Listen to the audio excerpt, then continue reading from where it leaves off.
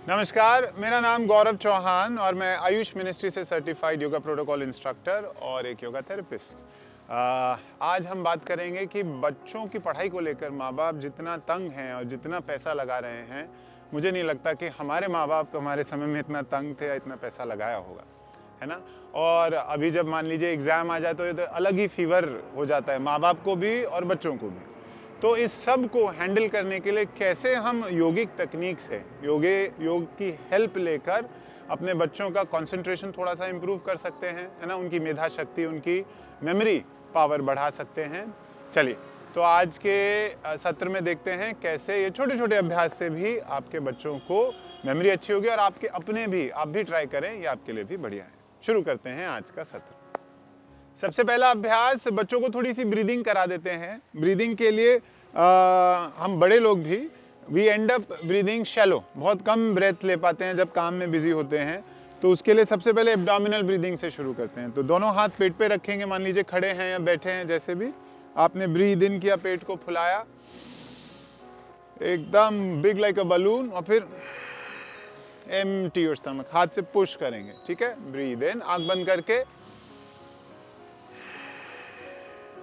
deep breath in, complete breath out, deep breath in, breath out। पेट को एकदम खाली करना है एंड ब्रीद आउट। कम से कम 5 से 10 बार ये करेंगे तो मन को शांति मिलेगी, ध्यान लगने के लिए तैयार हो जाएगा। चलिए, अगला अभ्यास है मेधा शक्ति, अपनी मेमोरी शार्प करने के लिए। कैसे? साथ में खड़े हुए स्थिति, Tadasana. That means hands by the side, shoulders rolled back, chest open, chin parallel to the ground. ये आपकी स्थिति है। अब यहाँ से सर को पीछे की तरफ उठाएंगे और ऐसा सोचें कि जहाँ पंडित जी की चोटी होती है वहाँ पर अपना ध्यान लगाते हुए सर उठा हुआ, और चेस्ट से डीप ब्रेथ करना है कम से कम 25 टाइम्स। कैसे होगा? आंखें बंद करके ध्यान यहाँ पर पूरा चोटी पर,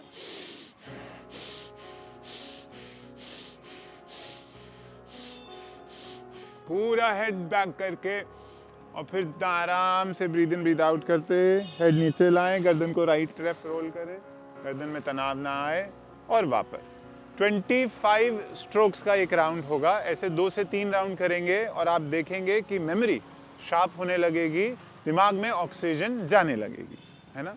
ये हो गए हमारे ब्रीदिंग के तरीके। शुरू ही करेंगे तो आप ऐसे कर सकते हैं। ये भी बैठकर हो सकता है, पर खड़े होकर करें तो थोड़ा सा इम्प्रूव और बेटरमेंट आएगी।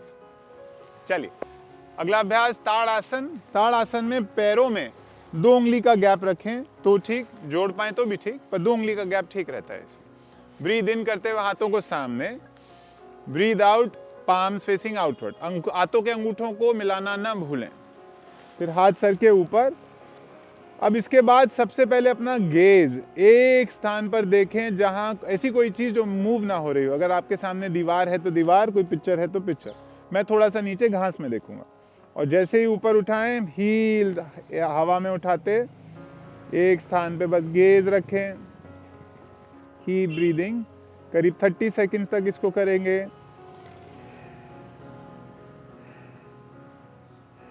हाथ और सीधे हो सकते हैं, पेट अंदर, और फिर आराम से हील्स को नीचे लाए और हाथों को सर पे रख लिया।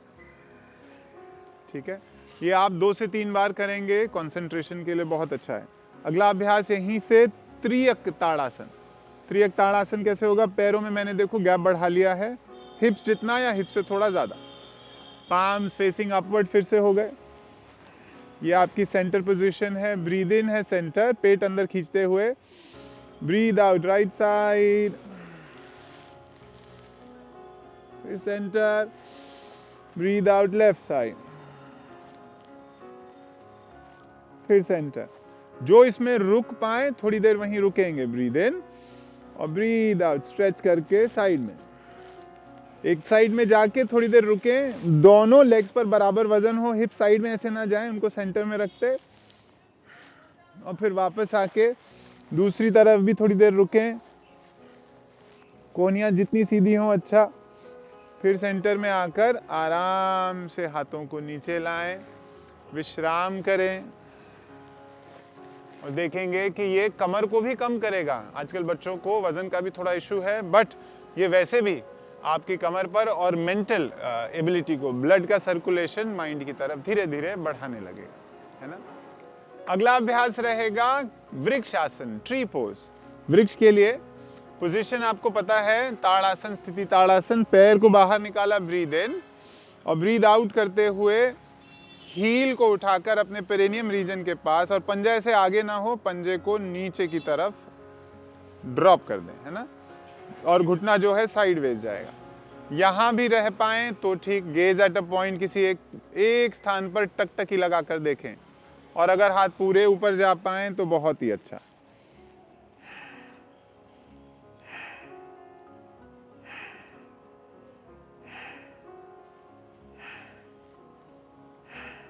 फिर आराम से साइड से पहले हाथों को निकाला, फिर पैर को निकालकर जिस स्थान से शुरू किया था वापस वहीं।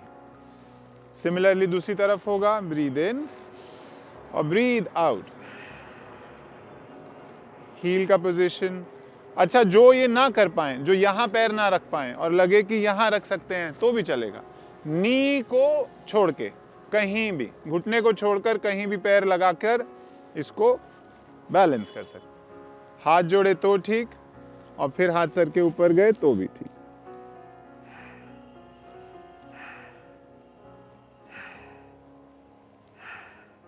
और फिर आराम से हाथों को नीचे लाए, पैरों को वापस अपने स्थान पर जहां से शुरू किया था। विश्राम जरूर करें। देखो, ब्रेक, दो प्रैक्टिसेस के बीच में एक ब्रेक जरूरी है।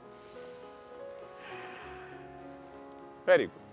चलिए, अगला अभ्यास है पाद हस्तासन। पाद मीन्स पैर, हस्त मीन्स हाथ। जब हाथ और पैर एक दूसरे को मिल जाएं, है ना, इसके लिए पैरों में हिप्स जितना गैप रख सकते हैं। पढ़ने वाले बच्चे हैं, आराम से, और ये बहुत अच्छा स्ट्रेच भी है ना, स्पाइन के लिए। पादस के लिए दोनों हाथ सर के ऊपर गए। अब इसमें पेट को पहले अंदर खींचो, चेस्ट को ओपन किया, ये आपका ब्रीद इन, स्ट्रेच अप। ऐसे सोचो कि कोई लेडर चढ़ रहे हो, हाथ जितने ऊपर जा सके, है ना, स्ट्रेच किया स्पाइन को। फिर ब्रीद आउट करते 90 डिग्री पे रुकेंगे।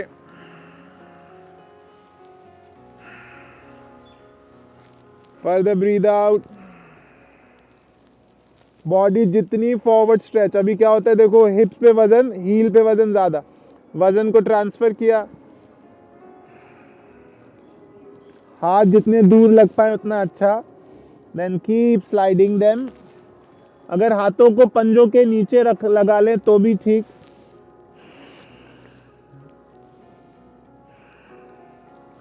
हाथों को पैरों के पास ले आए तो भी ठीक।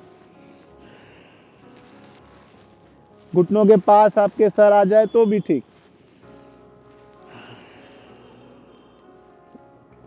और जिनको तकलीफ हो वो हील पकड़कर भी इसका अभ्यास कर सकते हैं। हील पकड़ी, माथा लगाया, और वापस आने के लिए हाथों को स्ट्रेच अवे, 90 डिग्री में रुकेंगे। फर्दर अप, और फिर साइड से हाथ नीचे। पाद हस्तासन। इसमें अगर आप 30 सेकेंड्स रुक गए तो ब्लड का फ्लो हेड तक बढ़िया तरीके से जाएगा और आपका मेंटल एबिलिटी बढ़ती है, आपका ध्यान लगाना आसान हो जाएगा। अच्छा, फॉरवर्ड गए हैं तो बैकवर्ड भी बनता है, दोनों को कभी भी काउंटर पोज जरूर करें। इसका बैकवर्ड है अर्ध चक्रासन। अर्ध चक्रासन के लिए beginning posture tadasana. Breathe in करते हुए हाथों को कमर पर ले गए, या तो हाथ पूरी तरह से पीछे आ जाएं, दोनों हथेलियां जुड़ पाए तो ठीक, नहीं तो अंगूठों को आगे रख के 4-4 उंगलियां पीछे, अदरवाइज अंगूठे पीछे, स्पाइन को सपोर्ट करते, चारों उंगलियां आगे। सामने से देखो तो मेरी कोहनी आपको दिखेगी नहीं और मुझे आपकी ना दिखे, ऐसी हो जाए बस। चेस्ट ओपन हो गया, दांत जुड़े, breathe in, look up, chest open and back. Keep breathing, maintain the posture. अच्छा, घुटने ऐसे मुड़ते हैं, उनको मुड़ने नहीं देंगे, घुटनों को सीधा रखें, हिप्स को आगे पुश करें।